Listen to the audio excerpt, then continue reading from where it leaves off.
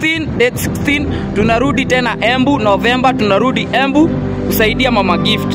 Mama Gift tulimchangia 1.4 only, na mtoto alikuwa anahitajika 15 million Kenyan shillings, na tuko na arrears ya 13.6 million. So guys, date 16 turudi tena Embu.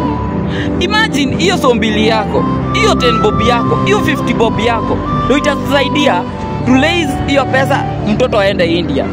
Hakuna haja tuende kwa kina Brisbane, hakuna haja tuende place nyingine na hatujasaidia kwenye tumeanza. Tulisaidia Karuma Boy akatoka kwa mawe, kila kitu. Hakuna haja sasa tuende kwa Mama Gift. Tumwache tena na stress. Na wenye wanachama Mama Gift hakuna ati mnawamwambia sijui atosheke, na watu ni wengi wanataka kusaidiwa. Ni sawa, watu ni wengi wanataka kusaidiwa, lakini TikToker sisi tulisema kama ni kukusaidia tunakusaidia, tunaondoka hapo mara moja. Kama ni kukusaidia tunakusaidia, tunaondoka hapo.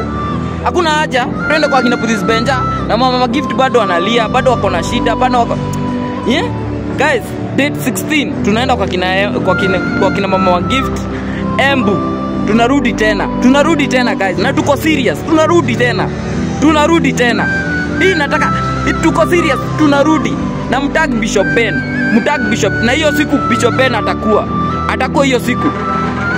Bishop Ben nitajaribu venye vyote, nimtafute twende huko.